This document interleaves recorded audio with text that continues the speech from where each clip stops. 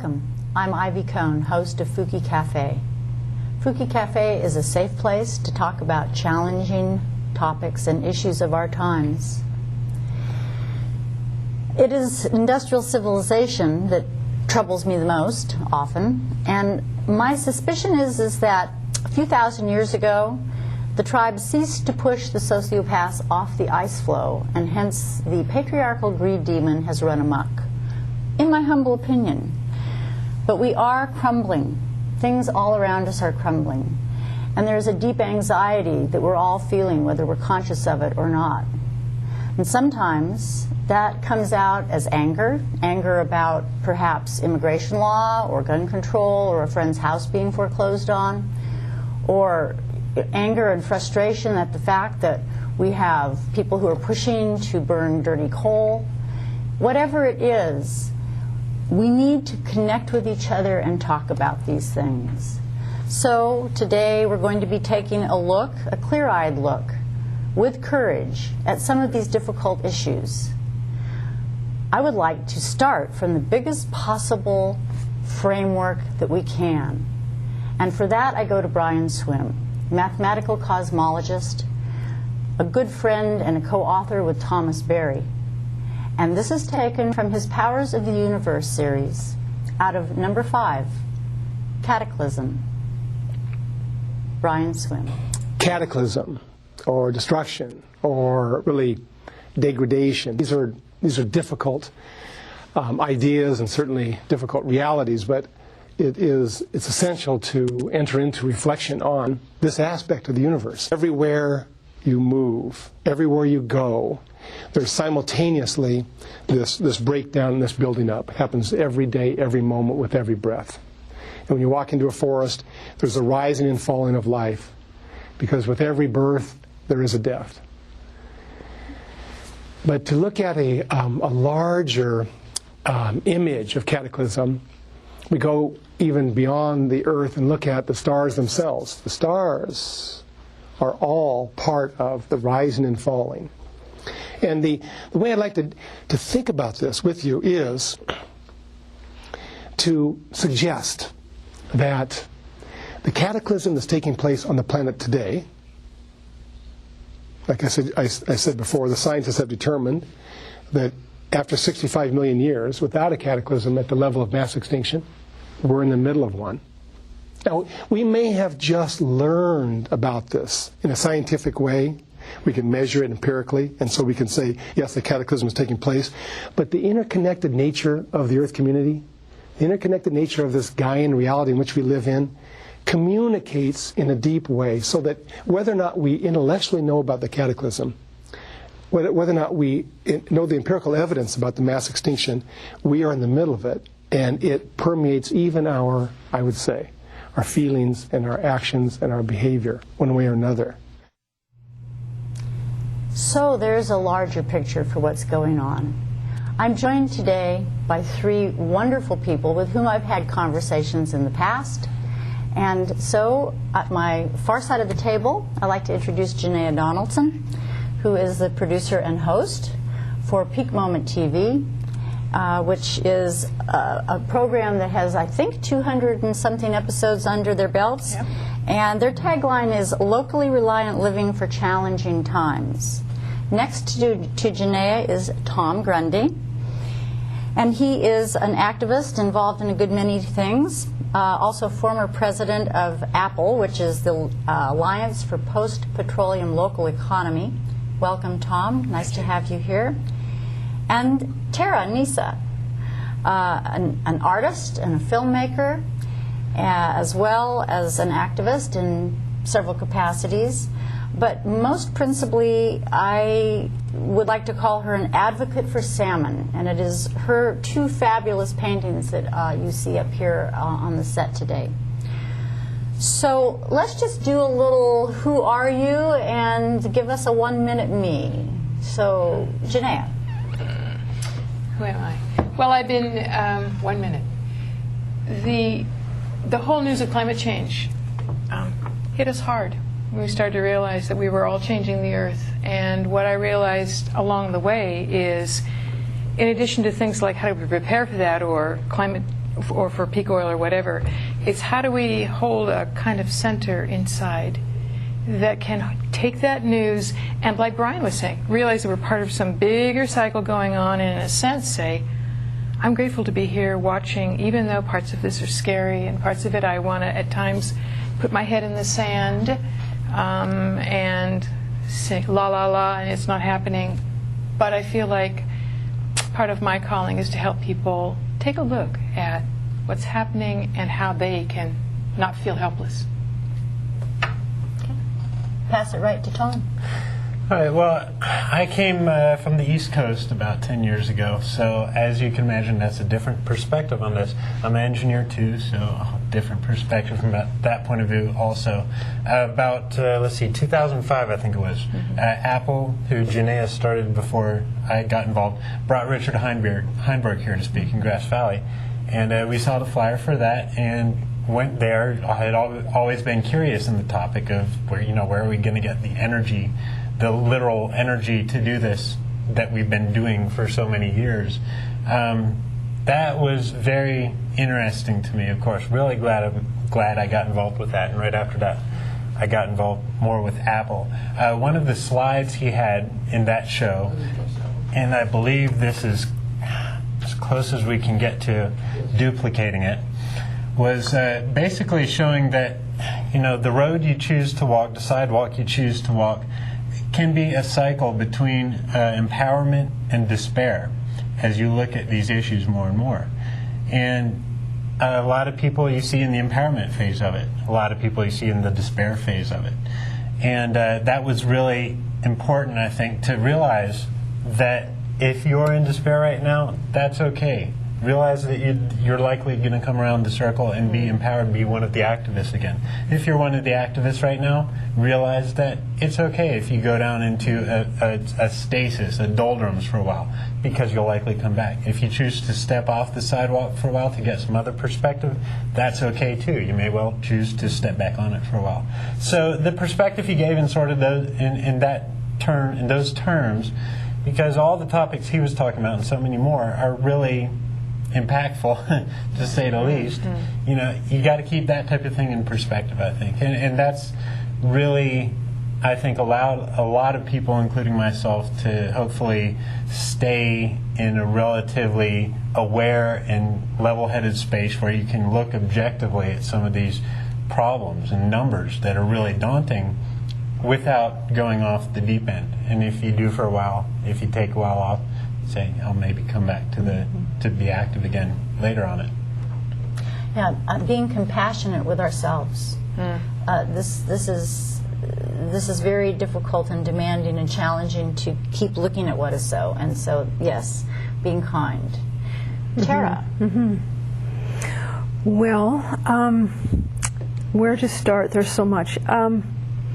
Since I'm sitting here with my salmon paintings, I will say something about how they've influenced my life. I look at them and I find so much courage there and determination to live, despite so many odds that I take pretty much a huge key from them in how to live life.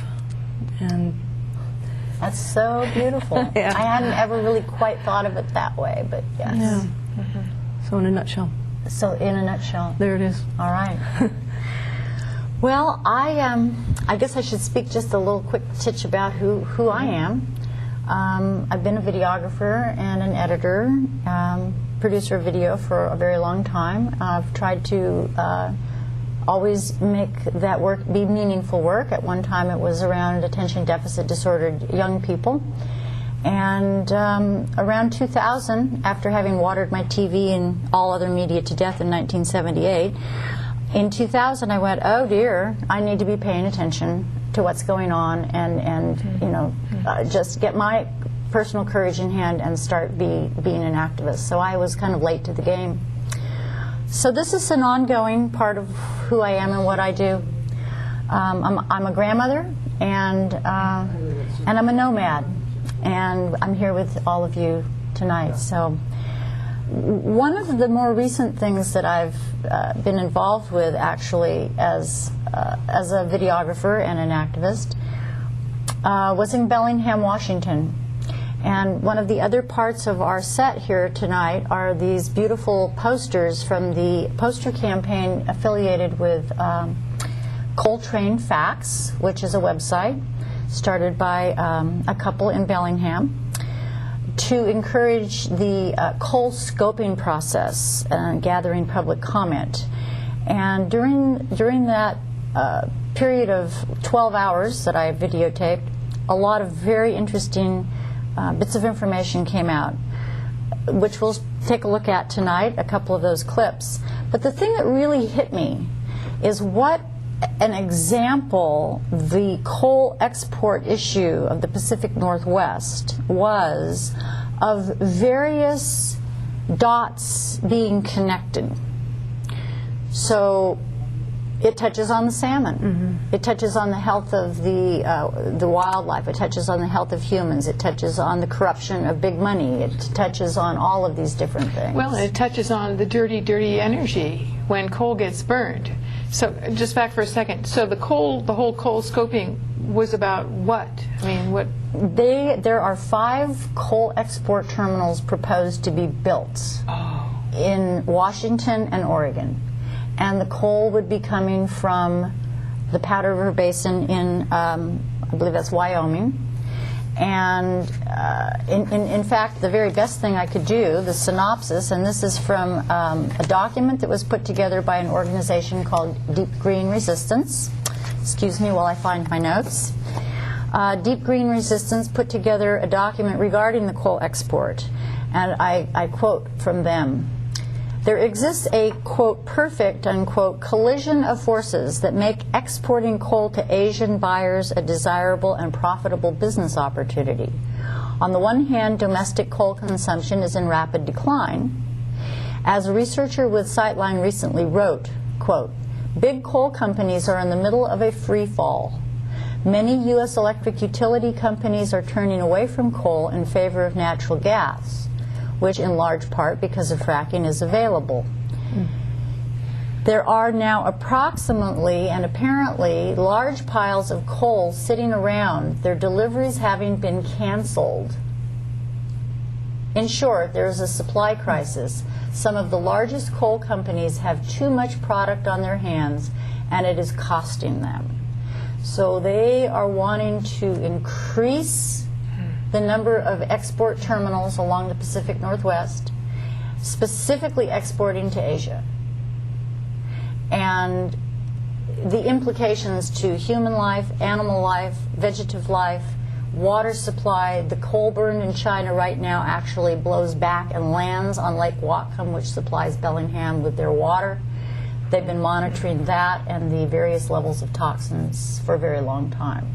So there are these interlocking, and it's an example of what's happening all over the world. Perfect example, like wanting to drill in the Arctic when the ice is gone in the summer. I mean, the same thing. Even though it may not happen this year, they're working on that. It seems that what we have here is industrial civilization, and the corporations and financial folks that run it are hell-bound, if you will, to take every last resource, and including those that are more expensive or dirtier or whatever. The Keystone Pipeline is another great example of taking the tar sands from Alberta and shipping them all the way down to Texas to refine them so that we can burn more dirty oil so that we can destroy the planet even quicker.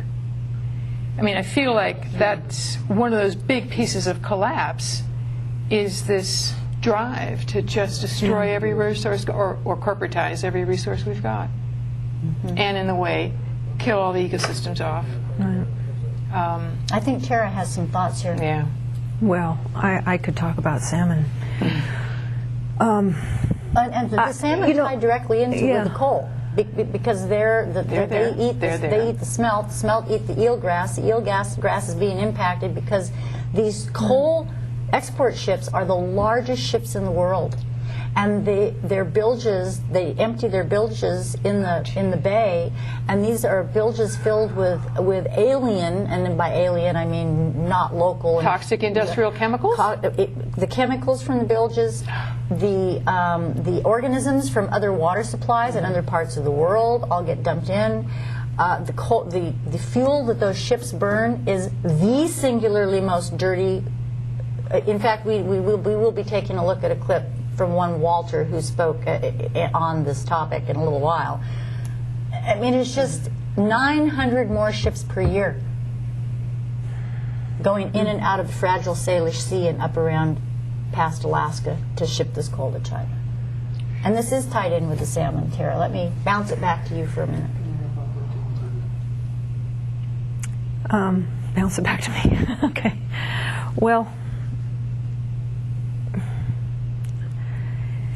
I'm sorry, I'm going blank for a minute. Well, the salmon are such an integral part of what is happening everywhere. They're a hub in the food chain, for one thing. So I can't really talk about what's going on up in Bellingham because I don't have a handle on what's going on up there. But locally here on the Yuba and other places in California, we have. I mean, I've spent a fair amount of time grieving over what we've lost, and I mean, what's key in this is we have lost the ability to listen, to listen to each other, to listen to the land, the water, to the place we live, and so much of this has to do with how we're on this planet. And I mean, just as an example, we had salmon that went way up into the mountains here in the Sierras. They would come back every spring and fall, and they would spend their time, through a lot of tenacious getting here and come to spawn back up in the ancestral spawning grounds. And we basically have not honored them for so long that we're about to lose them. We're about to seriously lose our salmon here. So Derek Jensen reminds us we're losing 200 species a day, and we should be. I mean, your grief for me speaks for that grief for the 200 named, unnamed, unseen, who knows what little bacteria, what little fly, and it's like it's hard to comprehend. I'm glad that you have an animal that you relate to. Well, in many ways, the salmon are a huge reflection on how we are as humans, and we can take, like I was saying earlier, we can look at them as a guide to how to live our lives. In many ways, with their tenaciousness, creativity, of knowing how to navigate up, through the San Francisco Bay and come up through the big rivers with so many obstacles, yet they're still coming.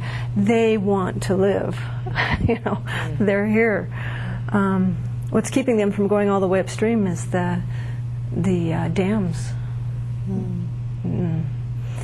So the whole, the ecosystem above the dams is no longer able to have the nutrient that they used to bring back from the oceans all the way up. They used to supply.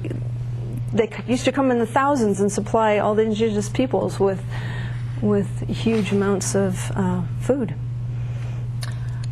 Indeed. Yeah. And listening to each other, or rather the lack of listening to each other, and not just the human other, but all of the others. Listening to the salmon, listening to the forests, listening, really being, and that we have deliberately been separated. We have been alienated, and this is part of what I think during these times of collapse and things are changing so rapidly that we can reclaim. I'd like to take a look at the clip from the Bellingham. Walter, who is a fisherman, is a Lummi Nation tribal member, and he really says it better than probably I can. So if we could take a look at Walter. Walter Young here, father, husband, grandfather, great-grandfather, veteran. I'm concerned about this project because I'm a commercial fisherman, been a retired commercial fisherman, and you people need to know that when they put in the Intalco dock and when they put that refinery dock back in the 60s, the first victim was the eelgrass. Foreign ships empty their bilges at Cherry Point, and when they emptied their bilges, the eelgrass died off, and the largest herring run in the world went away. It never came back. It affects all my brothers and sister fishermen because we're losing our resource out there. Another problem I have with this is that those freighters, those extra 300 they want, they're going to burn. They burn bunker fuel, which is the worst fuel to burn. And what comes out of the stacks every day out of one ship is equivalent to 16,000 cars on the road. So we're looking at almost 500,000 cars worth of extra pollution coming our way. I have my health concerns about all of our elders and all of our young kids because we're going to be breathing all of that stuff, and I would like that addressed. I would also like the SSA to address where all these thousands of jobs they're promising. Where is it? Write it out. And all these millions of tax dollars that they're putting on TV, that's a lie. All that money is going to be an increased B&O tax for SSA, which goes to Olympia. Very little of it will make it here. I'm running out of time. Don't have a lot of time. I want to end with this. This is from my brother Cree Nation. It's a prophecy from the 1800s. And they say, when all the trees have been cut down, when all the animals have been hunted, when all the waters are polluted, when all the air you breathe is unsafe, only then will you discover you cannot eat money. Thank you.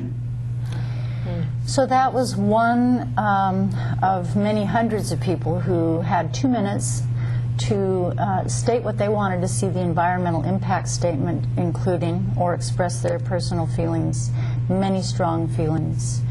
I would like to go pretty much directly to another clip actually from that same event that was in Bellingham. From a young man who brings us a different perspective. It's not just about the fact that the ruination of the environment and the people would be extreme, but also that the very process of the environmental impact statement is corrupt. And the whole project is run by huge corrupt money. So if we could take a look at Dylan. For the record. My name is Dylan Thompson. I'm on the board of directors of the Fertile Ground Environmental Institute, a local nonprofit. I want to address an impact that I haven't heard addressed yet. It's not really a direct impact, but it's an indirect one that I think is relevant still, and it will be caused by people like myself who do not believe that the environmental impact assessment process itself is legitimate because it's corrupt, and who will take matters into their own hands if this terminal is in fact put into operation and stop it using any means necessary, whether that means putting their bodies on the line or physically dismantling infrastructure. Now, this might be a surprise to some of you, but I'm going to tell you why it shouldn't be. We've had an environmental movement, a modern environmental movement for the past 40 years. If we put the beginning at Rachel Carson's book, Silent Spring, published in 1962.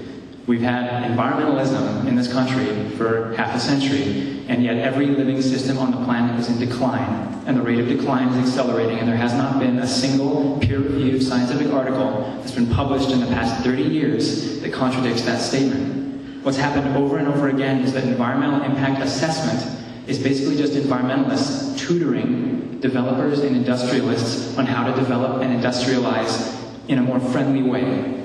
And that's not possible, okay? Things are getting worse. Where are the migratory songbirds? Where are the salmon? Where are the pronghorn antelope of the West Coast? There are less and less forests, less and less fish in the oceans. We should not be surprised that people are about to take more militant actions when these things are being proposed and built. So I want, in a matter of public record, that I, for one, will not come out and speak against people who take matters into their own hands to stop these things. Thank you. So we have yet another perspective, laying our bodies on the line to stop some of the industrial civilization's devastation. And as that clip was playing, I noticed that Tara, Tom, and Janae, all three of them were going, So, Tom, let's hear from you. What were your thoughts there? Well, I think he's right on. Here in California, I mean, we have the California Environmental Quality Act, which is, for a lot of things, the strongest line of defense in the country, probably a lot stronger than the National Environmental Protection Act for certain things. And there's, politicians on the left side of the spectrum, like a certain governor, who are just itching to gut it, to say people are using CEQA, the Environmental Quality Act, to slow down these important developments. And what an interesting statement to make, Well, of course they are. I mean, that statement is so loaded. Slow down, the implication being it's going to happen anyway, so why are you standing in the way? And slow down implying the only thing you hope to achieve by even having this conversation, even engaging in the CEQA process, is, just to be an obstructionist. Mm-hmm. I don't think people want to be an obstructionist. When I've spoken on groups like that, I don't want to be an obstructionist. And these people just want to stand up for their opinion, stand up for their way of life, while acknowledging the fact that, yes, we all use metals from the ground, we all drive cars that burn gasoline. I've taken more than my fair share of airplane flights. And we all have computers. And we all have computers, and those things are just the tip of the iceberg. And we all buy groceries at grocery stores, and we live here in Grass Valley, Nevada City, which is 60 miles from the nearest shipping port. The list goes on. But despite all those, you could call them hypocrisies, that we have to acknowledge, it's our duty, our moral obligation, if you want to say that, to push the rock in the right direction. You can either push the rock in the wrong direction, or you can sit down and let it roll over you, or you can push it in the right direction. And you can find out the most intelligent ways and the most well thought out and peer reviewed ways to help push the rock in the right direction with the biggest payoff. Or you can join. You can be less analytical about it and more from the heart about it. Those two are not mutually exclusive. I don't want to imply that they are. All these outlets you have to push the rock in the right direction. You don't necessarily need to be focused on, oh my gosh, I'm not going to be able to push the rock over the hill, over the other side so it falls down. It's just a moral obligation to push it. I think what you're describing right down here on the grassroots level is a real manifestation of the big myth that America is built on. America is built on this myth of progress, defined as, more, faster, more technology, more accumulation, more stuff.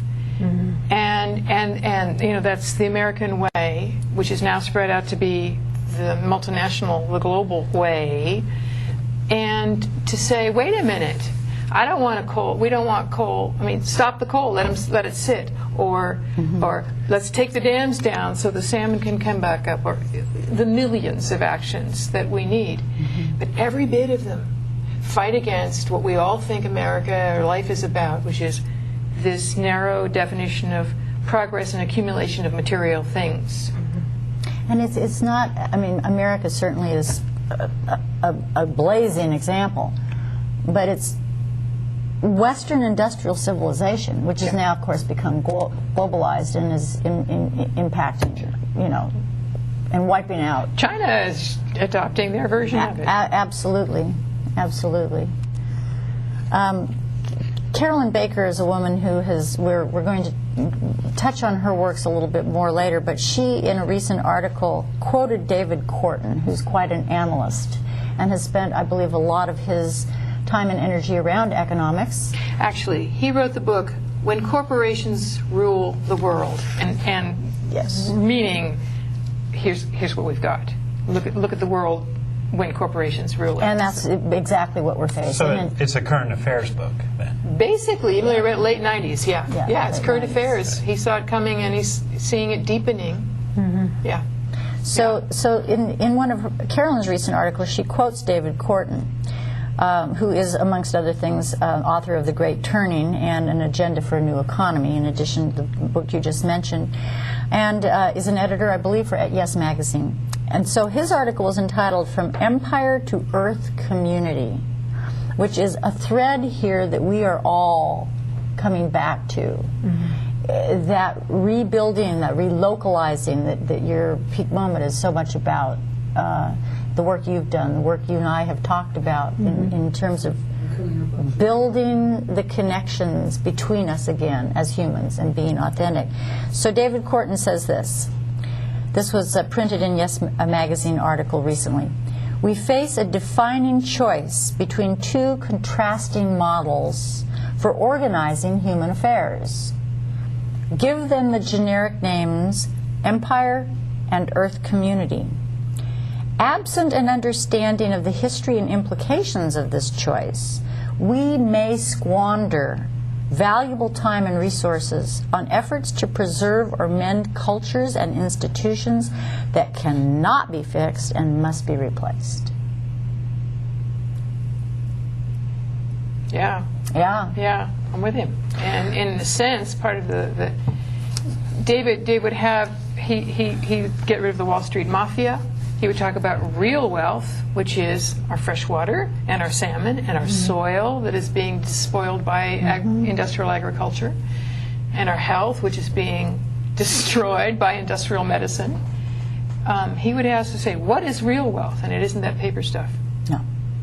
Which Walter, our Lummi Indian, said at the end, you can't eat money. And our friend Mary Nelson, who was part of the inspiration for this show, Mary always reminded me early on of what we're doing is the platform humanity is standing on, we are burning it. You know, we humans are burning that platform, not realizing that we are standing on it. That metaphor of we're destroying the water and the oceans and the atmosphere and everything. It's like, and he's right. It may be too late, or there may not be a lot of folks left, or a lot of humans left, or a lot of species left, because we have institutions that are running the show so well to do otherwise. And in running the show, they have created a number of what are termed positive feedback loops. So industrial civilization has resulted in 10 right off the top positive feedbacks, and I'm going to run through this, and I think Tom actually you sent me a link to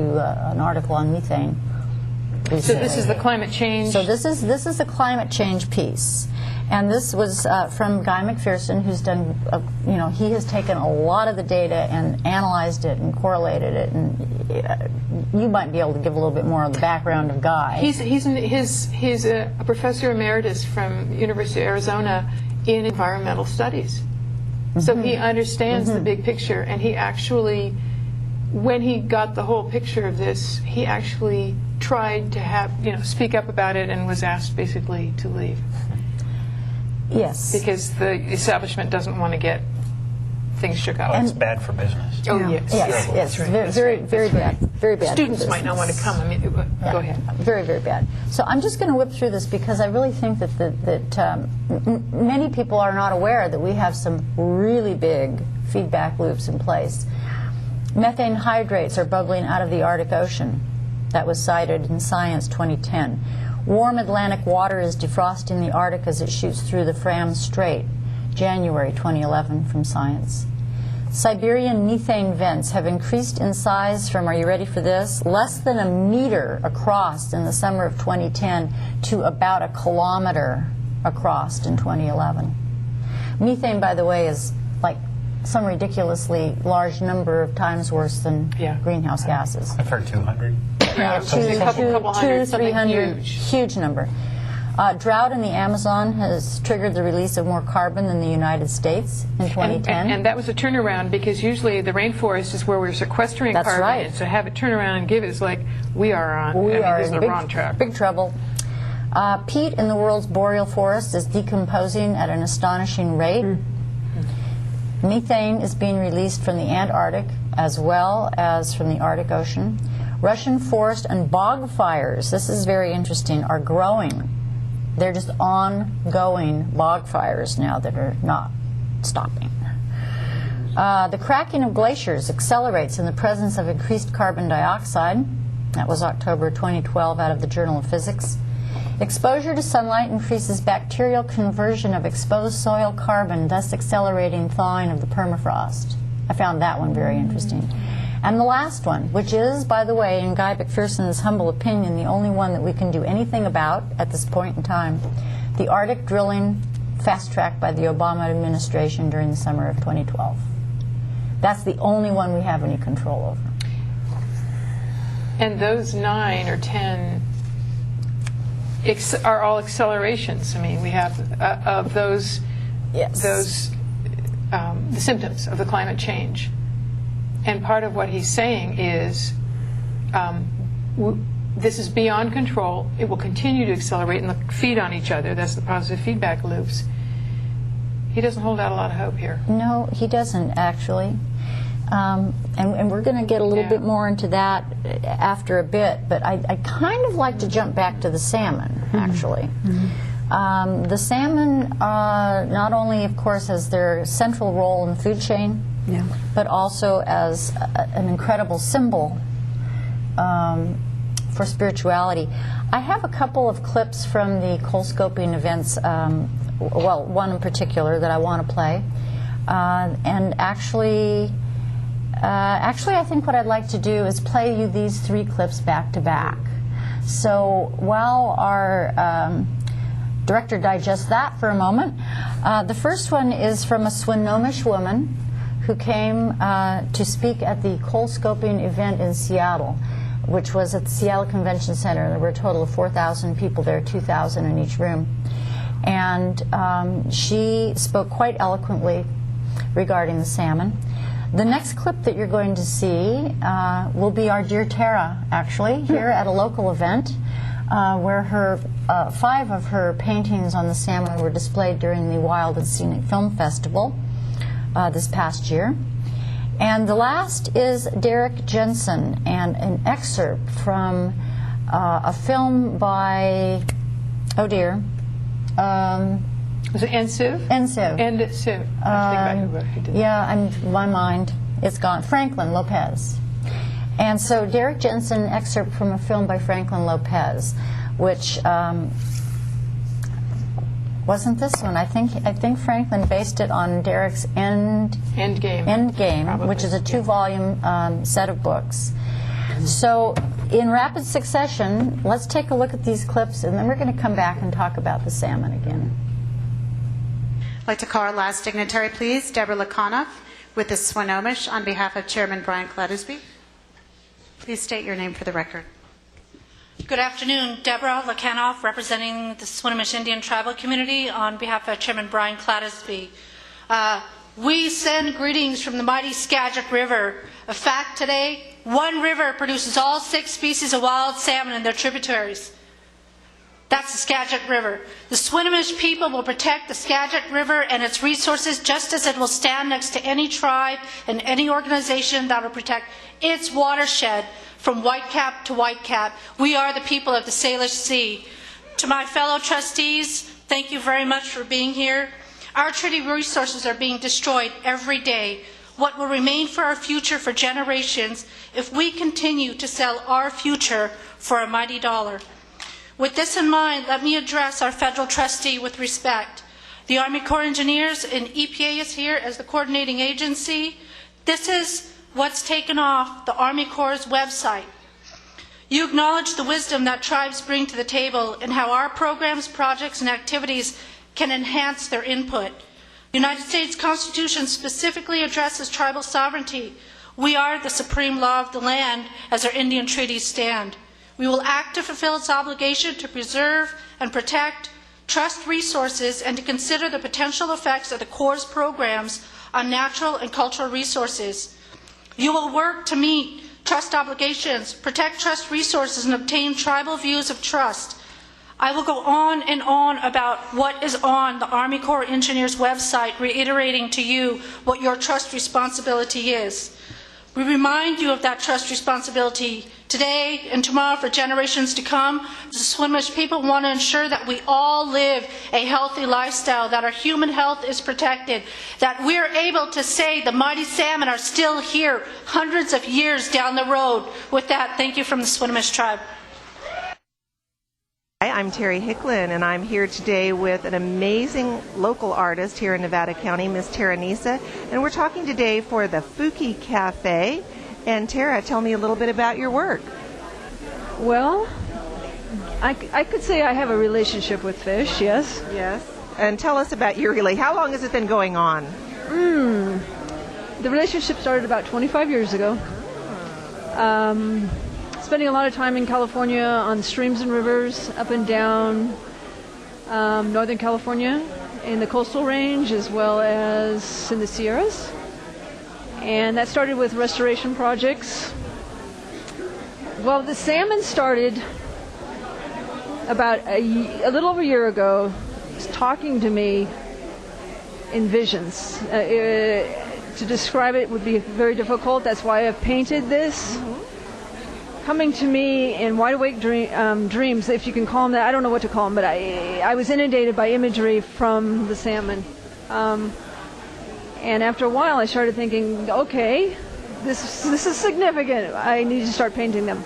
And so this is the beginning. These 5 paintings are the beginning of telling their story and what's going on our local river here at the Yuba River, and the Chinook, and Spring Run and Fall Run, and how difficult it is for them because of the dams that are here. But they are a fighting species. They continue to come and bump their noses against the dam, and it is very intense for them. Every day that passes, the world is in worse shape. The sad-looking man you see on the screen is Derek Jensen. His books deal with topics such as surveillance, child abuse, the environment, and something he calls civilization. They're thinking of raising the Shasta Dam in California, and the reason that Senator Feinstein gave was it is Californians' God-given right to water their lawns. You know, there is no way to argue with that. Except with explosives. If people would have brought down civilization 100 years ago, people in the Pacific Northwest could still eat salmon. There's going to be people sitting along the Columbia 50 years from now, and they'll be glowing for one thing, but they'll be starving to death, and they'll be saying, I'm starving to death because you didn't take out the dams that killed salmon. And those dams were used for barging and for electricity for aluminum smelters for beer cans. So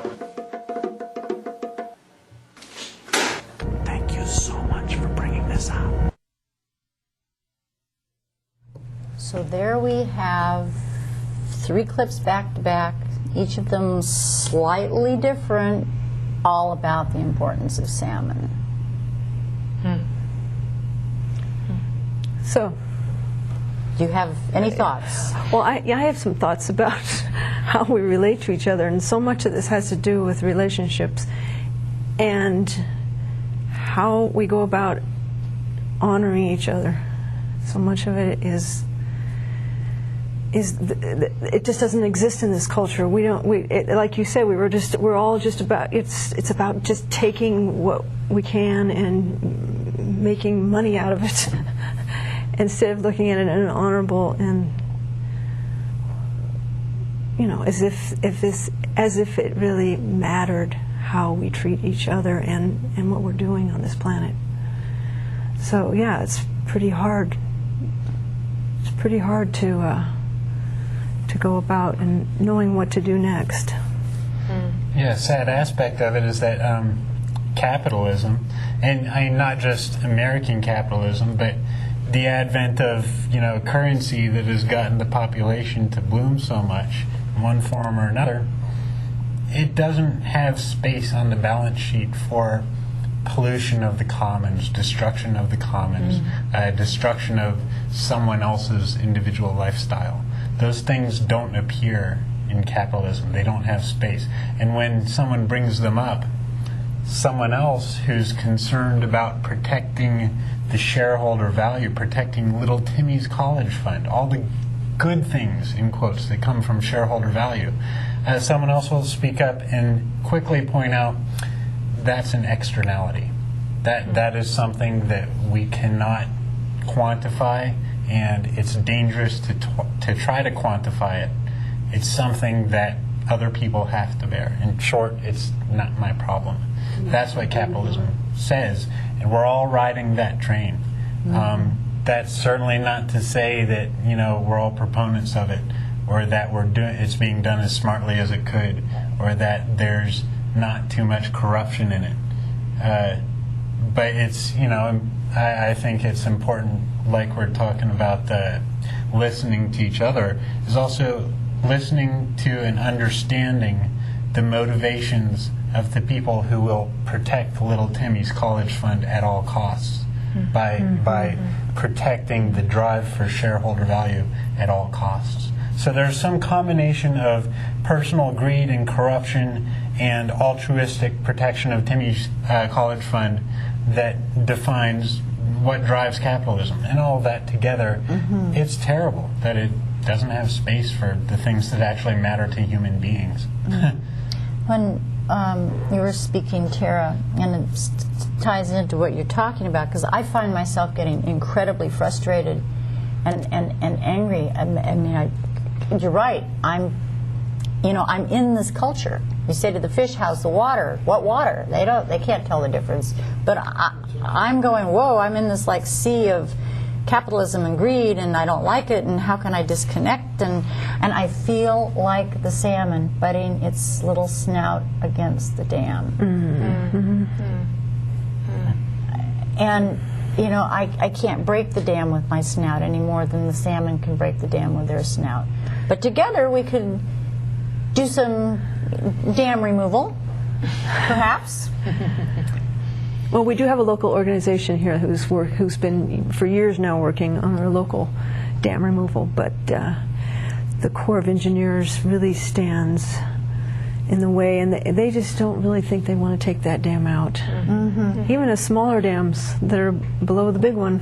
Well, one of Derek Jensen's comments back in one of his many books regarding dams is that if we took even the dams that are just over 3 feet tall, that there are so many of them, if we took one out every single day, or 10 or something, it's a ridiculous number, that we wouldn't be able to take them out in 500 years. There's that many small dams, and then there's the big dams. Just in our lifetime, we really have taken over, humans have taken over the planet. I mean, cheap energy has let us increase the population in the last 150 years. So, we have enormous population. We're an overshoot. This planet cannot take care of what all the humans want, much less just what they need. I mean, either way. Right. Either way. And all the Western institutions, we're back to industrial civilization, that corporate entity that we humans have granted that a life. We also could take it away and not grant it a life. However, at the moment, it's at the top of the heap, running so much. And I really laud the work of people like Thomas Lindsay, who are trying to work back at the local level. I mean, I don't think we're going to break this at it's not going to come down at the level of the governments. They're just pawns of those who are really running the show. And so that's why Obama has no surprises. He's just a continuation of Bush, who's a continuation of Clinton, etc. So we're not going to break it there. It's going to be down here, mainly, I think, disengaging. You're right, we can't, our little salmon beaks aren't going to break the dam, but a few people with some explosives might, as well as organizations like Circle who are trying to find legal ways to do that. And it is that full broad range. And we're a little bit ahead of the conversation, but who cares? It's a conversation that can go as it wants to. These issues cause us who are looking to get very, very frustrated. Of course, they're so scary that a good number of people can't look. It's just so much safer for them to stay in denial and not look. But we're looking and we get, I mean, the grief factor, the rage factor, the outrage, and then what do we do with that? How do we, if I didn't have a few friends with whom I could be completely real and have these kinds of conversations, I would have lost my mind a long time ago. So, the salmon also, they're such an important piece here, Tara. The salmon also, for me and for many, many, many, especially the indigenous, are representative of spirit. And that is part of what has been taken away from our human experience by patriarchy and industrial civilization run by patriarchy, is our relationship with each other, our relationship with the universe, our relationship with planet Earth. We have been isolated. And that, I think, is one of the things that we can do in the face of this. Give each other safe space to grieve, rage, be in that despair. I'm going to ask our camera people if you can hold that really level and they can get a close-up shot of this. Because I think that this, level that out, Tara. Good eye. Thank you. So, we've got despair down here, and we can all relate to despair. We all have something in our lives right now that is causing us to despair. And it's not like you're not either here or here. It's a little of all of it all the time, but predominantly you're going to be in one space or the other. So, here you are in despair, and you're going to circle around to empowerment. That comes principally, in my humble opinion, from the encouragement and dialogues and being authentically human that is where we get our relief. It's where we get our ability to cycle back up into empowerment again and do something.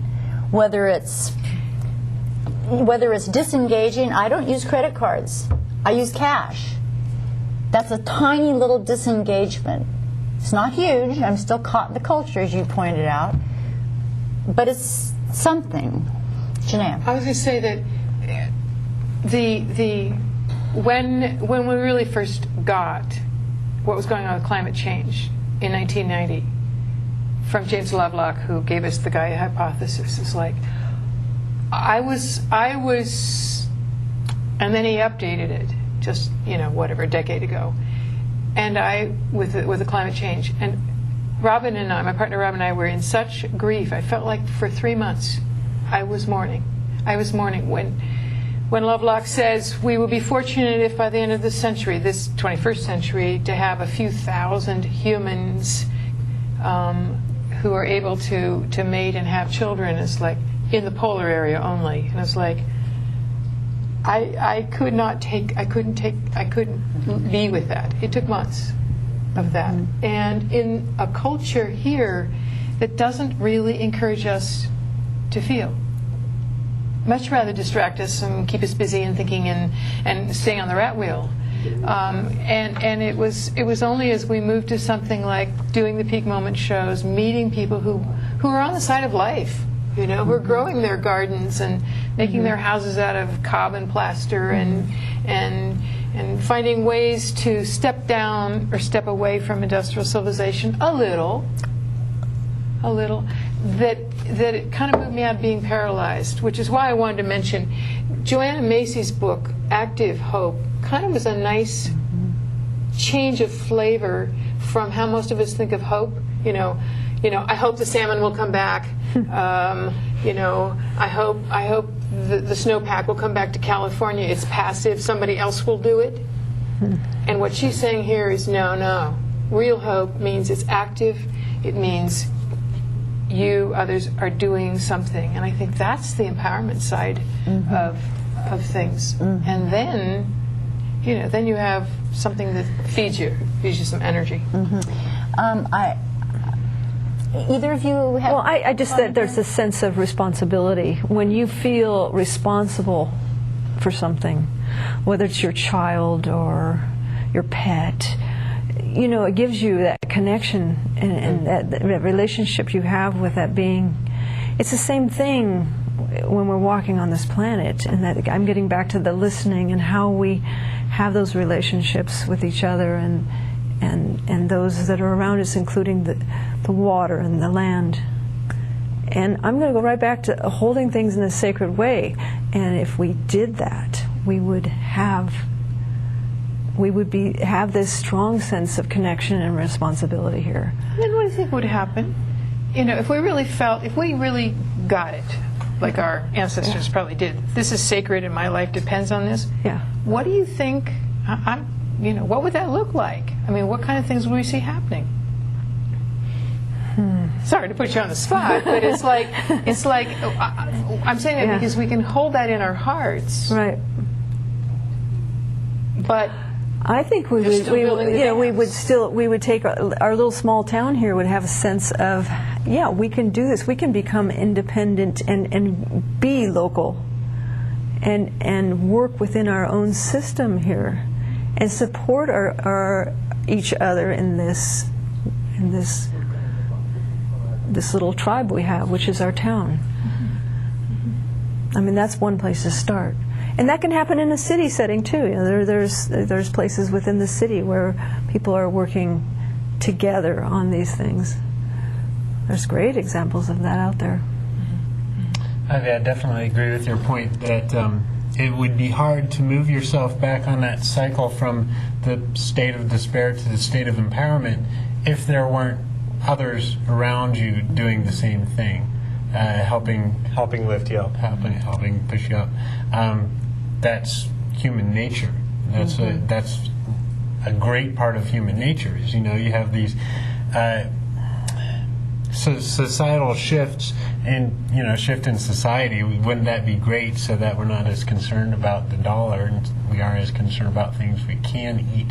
But if you don't have help from you get by with a little help from your friends. And that song wasn't just a random collection of words, and it was around long before they came up with the song. So that's the central part to all of this. I mean, you don't have to be immensely analytical looking at what is the precise best way to push that rock in the right direction, because I really, really want to get it to the goal. And if I can't get that rock all the way to the goal where it tips society away from capitalism, then I don't want to waste my time. You can't focus on that type of thinking. I mean, if you have 1 million people helping push the rock in the same manner you are, it's going to do a lot better than if you're the only one working on it. Absolutely. And we've, up until very recently, and I think in a lot of parts of the country, probably still people who would like to be having these kinds of conversations can't, because they literally don't know anybody else. They're feeling completely alone. Now that's changing. There's a lot of resources of information on the internet, and there are people who are gradually, courageously, like, getting this much of themselves up out of the sand and looking around a little bit. But without having that, it is very lonely and very despairing.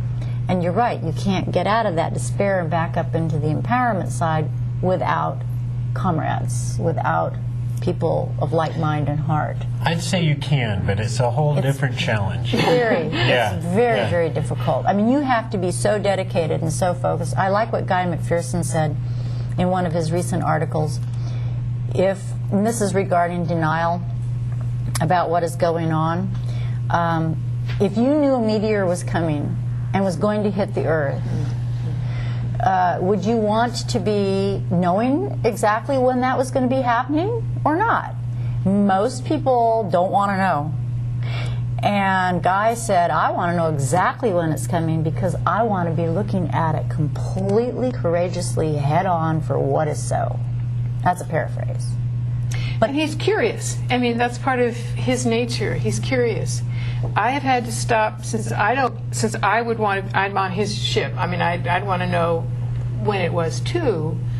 But I have grown in my capacity to have compassion for those who are denying it. I am not trying to change my family a whole lot, little bit, but I'm not hitting them with this kind of information all the time, because I realize that for many people, there's a whole body of people who are just working as hard as fast as they can to just even keep their heads above water, and I can't pay attention to this. And there's a whole lot of other people for whom it says, I know I can't do anything. This is not the actors. So I think I'll just stay doing what I'm doing. I don't want to hear this. And I have compassion because it's a safer place in a very unsafe world. Yes. We don't have a safe culture. I mean, the native people that we're talking about had the safety net of one another, plentiful food. Nobody had locked it up. They could go hunt it. They could go fishing. We don't have that kind of security now. Right. And so, part of coming back to the hearing that you're listening is, how do we re-tribalize ourselves? That is rely on each other. Right. I think that's a very key piece, and that's something that, in little ways, as much as you can in your community. If you can do it at a larger level, fine. But it really comes back to where you are in place. I mean, when we don't have any more petrol for our cars, and we're riding bicycles. Many blessings, Tom, on you bike He's riding. our biker. He's our Yeah. biker. And I thought, are you kidding me on a bike? I don't think so. I mean, I just, maybe a donkey. That could work. Derek has something to say, actually, about what we need at this time for ourselves.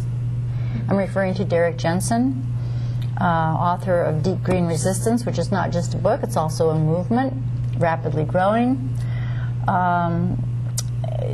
But he has a clip that I would like to actually go to, and it's his words set to music, and then we're going to read it.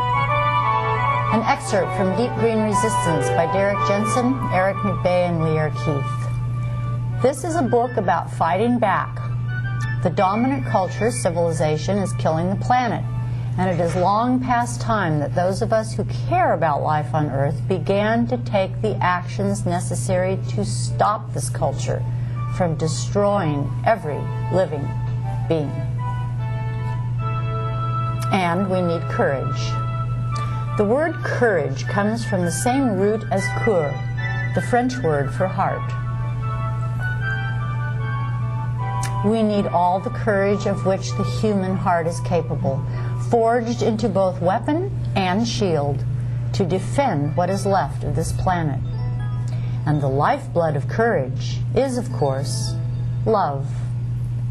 The songbirds and the salmon need your heart, no matter how weary, because even a broken heart is still made of love. They need your heart because they are disappearing, slipping into that longest night of extinction, and the resistance is nowhere in sight. We will have to build that resistance from whatever comes to hand, whispers and prayers, history and dreams, from our bravest words and braver actions. It will be hard. There will be a cost, and in too many implacable dawns it will seem impossible, but we will have to do it anyway. So gather your heart and join with every living being, with love as our first cause. How can we fail? How can we fail with love as our first cause? Sweetness. Thank you. Oh, Yeah. So courage to step out of denial, courage to deal with our grief and our rage. I tell people, go buy cheap pottery, smash it, it'll do you a lot of good. With our fear, it's terrifying what's happening right now. How do we deal with that when it comes up? You're hoping we have answers? Well, I'm just, we all need to be sharing what other little tips and tricks and things that we have, I find myself sometimes just like so tensed up, and then I go, okay, and I do these little physical things to de-stress my body and center again. Well, I think a big part of keeping centered, if you will, is keeping active, keep pushing the rock, find out more ways to keep pushing that rock in the right direction. With others, on your own, if that's what it is too, at the same time. It's there's been a lot of paperwork, a lot of literature on the actual psychological value of green movements. And on some of them, there's been analysis of, well, maybe that's the only tangible value of this movement is psychological support. And if that's the only tangible value of a certain movement, that's great. It's huge. As long as it, enables people to focus on what are the other right ways to push that rock in the right direction. So that's huge. Yeah. It is huge, and it brings up a point that we had touched on lightly in a pre-conversation, and that is holding the opposites. We have such divergent extremes that we're dealing with. I mean, in the one moment, I'm just overwhelmed with grief and rage at what's happening, and there's dams, and there's coal terminals, and there's, mercury, and blah, blah, blah. And at the same time, I had a songbird this morning that was singing for an hour and a half without stopping, and I was just filled with joy and, encouragement, And I know that we have some books here. I want to let folks know about Carolyn Baker has written a couple of books, and her emphasis has been the psychological and spiritual part, and she's recognizing that we are going to have to live with holding that cognitive dissonance, that tension of a culture that says buy more, and the increasing unhappiness because of that. So her books, Navigating the Coming Chaos, a handbook for inner transition. What's the other one? Sacred Demise, Walking the Spiritual Path of Industrial Civilization. And what her gift is here is, first of all, giving us permission to go through the dark emotions, giving us permission to grieve and to rage and all the stuff that our culture says, shove it under the rock. And then kind of build your inner bunker. What is it that brings you a peacefulness? What is it that centers you? For somebody, it's going to be going for a walk. Somebody else, it may be a quiet time. For somebody, journal writing or singing. So there's lots of, what I really like about what she's got here is it doesn't feel religious, but it does feel spiritual. It feeds spirit, feeds our aliveness. So I, as you notice, there's a lot of, she also has some very beautiful poetry in there that I think speaks to that. So that has been, she says, build your inner bunker, your fortress of safety, and I think the place we can hear, thinking of what Tara's saying, hear again the earth, the beings. Yes, I was going to say, it's taking that time to do that, to really listen to each other, to be present with one another, whether that's human or going out. I spend a lot of time on the river. I have to be close to water for my balance, personally. That's what it, and then I just hold that wherever I go.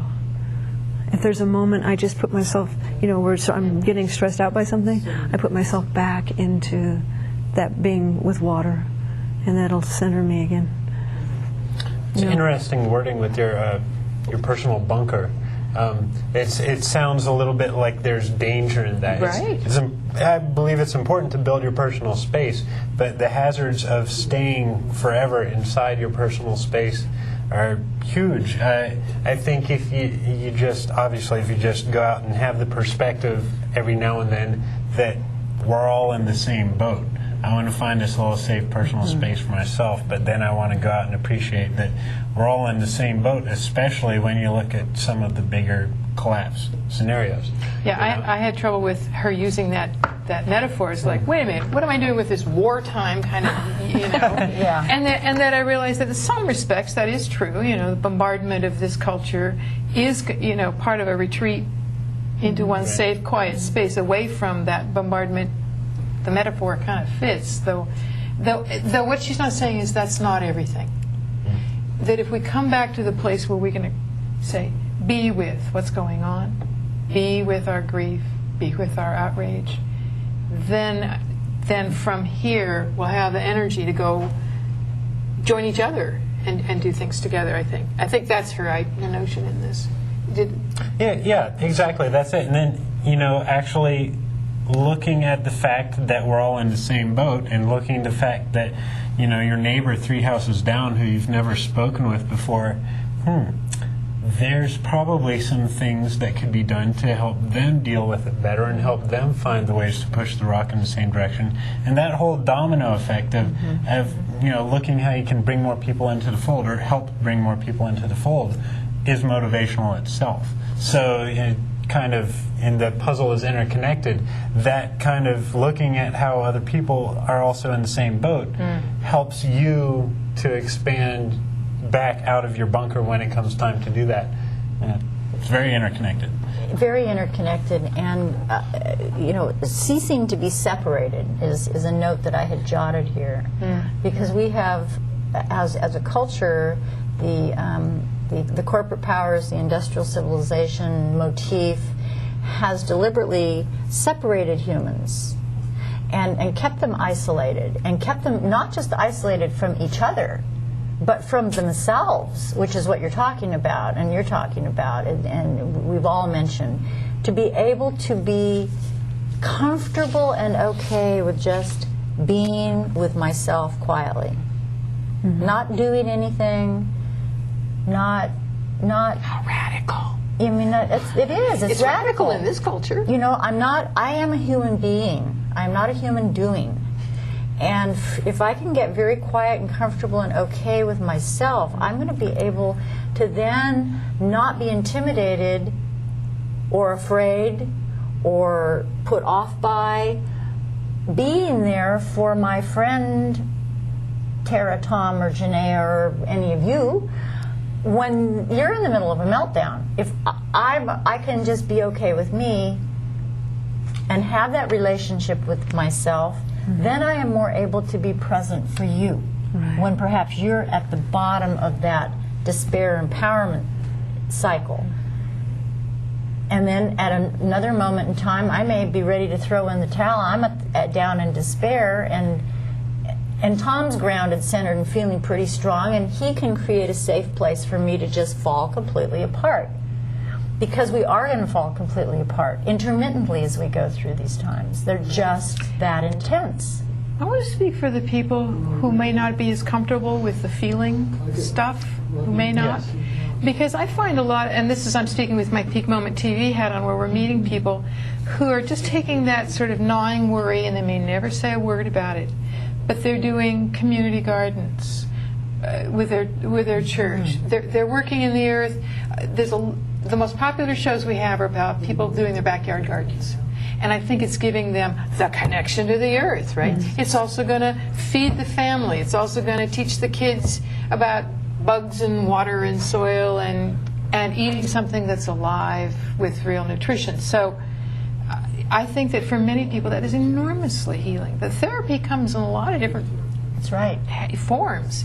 So I think similarly for people that are, so what I look to that makes me, encourages me, is that people are sort of just doing things, sort of almost sometimes on an instinctual level. They probably couldn't talk to you about peak oil, and maybe climate change is now hitting, but they'll say, regardless of that, I just want nice fresh tomatoes.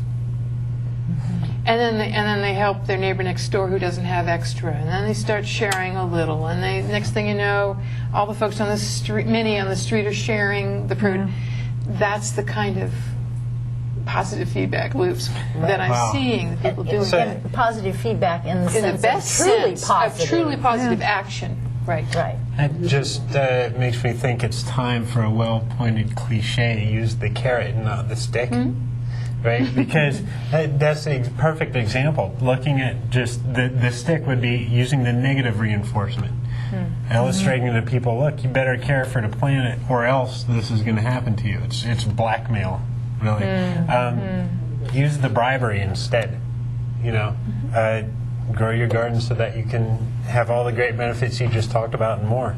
Illustrate and if the trucks benefits. stop rolling, eventually, as we build that, the trucks stop rolling for a few days to the grocery stores. Well, it's okay. I have some extra beans stored, or we'll share it with my neighbor next door. That's actually this woman here. This woman is a soccer mom, Kathy Harrison. And what I loved about her attitude is, she says on the back, don't be scared, be prepared. And it's not just about having extra food and water and stuff on hand for her family. She's gotten the neighbors in, and they have canning parties together, and so it is from that little seed of doing something for her family, it's grown to the neighborhood to feel more secure. So, and all those little connections begin. I mean, the name of the show is Connect the Dots, Systems in Collapse. And the flip side of that, in fact, let me see if I can find it here. No, but I'll paraphrase. The flip side of that is when we connect the dots of our humanity and begin to build that community at a very real local level again. And part of it, of course, is disengaging from the system, because those folks building the gardens are disengaging just a bit from industrial civilization. And I think that's one of the most powerful things we can do. When you talked about resistance, you were talking about you don't use a credit card anymore. A couple of years ago, a whole bunch of people said, I'm going to move my money. Somebody did a movement, right? Move my money from the big banks over to the little local credit unions and banks, and it made it. I mean, the impact was felt by the big ones. And I see those kinds of acts of just sort of pulling away from, disengaging from. For me, a big part of that is in food. It's local food, thank you, and as much as possible. Also thinking in relative terms instead of absolute terms is critical. If you focus on absolute terms, meaning I'm part of the system, I'm not going to be happy until I'm completely separated from the system. Because there's until I'm absolutely if you focus on that, you're going to have a little bit of a difficult time coming out of that despair part of the cycle. Exactly. But if you look at all the relative terms that you can make, I'm reducing the amount of engagement with the system. I'm reducing my carbon footprint in this area. I'm reducing my water consumption in this area. You increase or you reduce. Those are doable, tangible, quantifiable, and motivational, if you want them to be. If you focus on the absolute, that's a problem. Well, it can really trip you up. Yeah. I mean, it just sort of... Well, it's impossible. It's impossible. It is impossible, right. I love the story about going, you can't put a man on the moon. This was in the 60s, and Kennedy says, we're going to put a man on the moon, and it's like, this is not possible in 62 or 3 or whatever it is. And so the story is, the first person you put in the building is the guy who says, you can't do it because we don't have a propulsion system that will do it. And so you get a team working on that problem. And the next person shows up, and you can't do it because humans can't be out, gravity. It's like you have people start working on that. And we bit by bit by bit by bit by bit work on. And so that's what you remind me of. It's like you do a little, and then you do, there's something else that's possible, and something else. Those are the things we've been talking about right here are within the context of small actions within our personal lives at a local level. And most people, that's where they can be pretty comfortable. But when we have things like coal export terminals with billions of dollars and extreme corruption behind the game, or the XL pipeline, or golly gee, just Nestle and water in India. I mean the list is so humongously long. There are some individuals who are able to go out, like the fellow in the pipeline. Great shot. He's actually in the credit roll. You all can look for him in the credit roll. He's sitting in the XL pipeline with a gas mask on his face. Who are taking their bodies and putting them physically in the way to stop things from happening. So we have tiny actions that can be taken in our personal lives at a local level. And we have larger actions that can be taken at a very personal but a bigger level. And we have everything in between. And then we have people who are out there blockading pipelines. And we have little old ladies who are sending money to organizations who are supplying food to the people who are at the pipeline location who are getting water and food into the guy in the pipeline. So there's all these different places where we can be disengaging, resisting, And that leads me to a clip that I very much would like to share with our viewing audience from Guy McPherson's work. And Janae, I appreciate you reading this as we look at our number 11 folks there in the control room. We are skipping a couple things and jumping right up to Guy McPherson's number 11 in the lineup. So there we go. This is an excerpt from A Farewell to Arms that was posted by Guy McPherson on Transition Voice last November 2012. When we choke on our own poison, we'll be taking the whole ship down with us, spewing a global blanket of radiation in the wake of collapse. Can we kill every single species on Earth? Apparently we're willing to give it a try, and I will not be surprised by our success at this omnicidal endeavor. I'm letting go of the notion we'll retain even a fraction of 1% of the species currently on Earth beyond 2050. But I'm not letting go of the notion of resistance, which is a moral imperative. It's clearly too late to tear down this irredeemably corrupt system and realize any substantive benefits for humans or other organisms. And yet, I strongly agree with activist Lierre Keith. The task of an activist is not to navigate systems of oppressive power with as much personal integrity as possible. It is to dismantle those systems. So there we have some powerful words. That's at the far end of the spectrum of how we can resist this culture of destruction. And everything in between counts, from growing that tomato to blowing up dams. It's all in there. And part of the essence for me in this whole conversation, and particularly what Guy was just saying there in those words, thank you for reading that, is reclaiming our authentic humanity, being real with ourselves so that we can be real with each other, so that we can build community again. That's probably one of the largest points of resistance to the dominant culture that we could do. What does that mean to you? What does authenticity mean? Being congruent with how I'm feeling inside and what comes out of my mouth, for instance.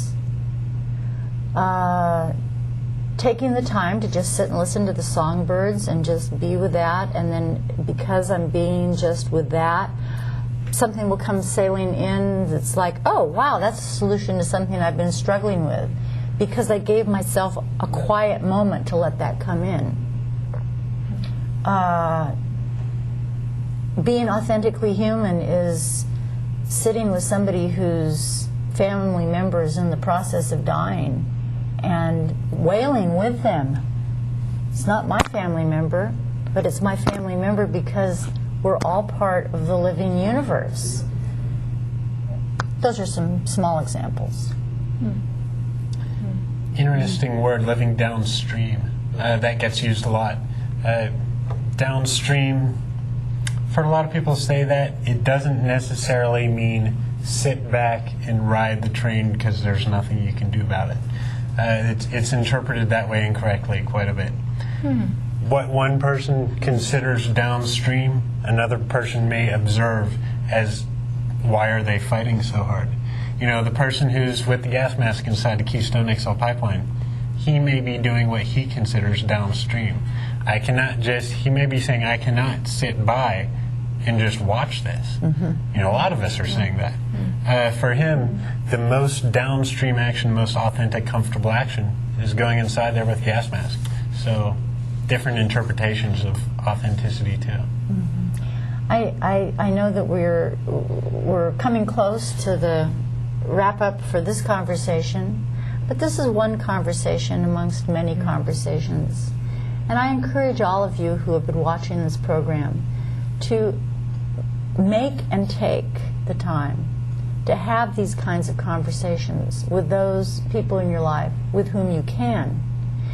and laugh and cry and rage and throw old pottery if that's what it takes. Because reclaiming our humanness and our ability to be there for each other is really the foundation of growing the tomatoes, or going and sitting in the pipeline, and everything in between. It's our relationships with ourselves and with each other, and we are made out of the stuff of the universe. We opened with Brian's swim, and we're actually going to go out with another clip from Brian's swim. And he talks in this clip that we're going to wrap up with about synergy and mutually enhancing relationships. And that's what we're talking about here, are the mutually enhancing relationships. So here's what I'm going to say. We're going to listen to a little bit of Brian to encourage us to be synergistic with ourselves, with each other, with the salmon, with the planet. The more than human world. With the more than human world. Yes, thank you, my dear. I want very much to thank you, Janae and Tom and Tara, for joining me in this conversation. I hope we can do it again. And I know that you're all in your own rights out there having conversations like that, like this one. Yeah. No cameras rolling, but we're all having these conversations. And, you know, I encourage you to hold the largest framework that you can. And when you can't, when you're down at the bottom in despair, be kind to yourself. It's okay when you're in despair. Just say, I'm in despair. It's being an authentic human. That is being an authentic human, exactly. So we're going to take a little quick listen to Brian. Then we're going to have a few URLs that you might find useful. Some of the authors that we've mentioned here, certainly Janae's Peak Moment URL is included. You can go to Fuki Cafe on YouTube and follow some of the other programs. This one will be up there shortly at some point in time. And on that note, thank you all. Thank you. For convening this. Yes. And thank you all for watching. And let's go and enjoy a bit of Brian again. Bye all.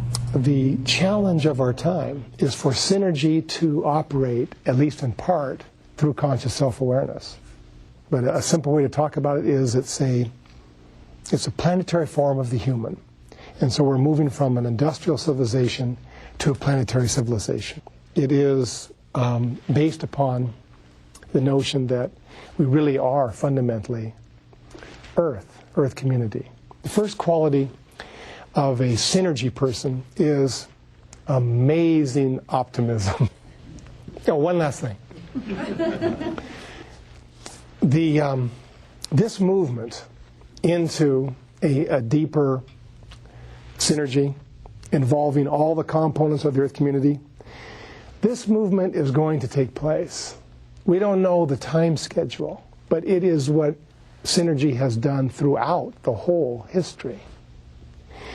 We align our own personal energies with this ancient movement by participating in the birth of a society where the fundamental organizing principle is mutually enhancing relationships throughout all levels of the society. We're aligning our energies with this cosmological power we're calling synergy.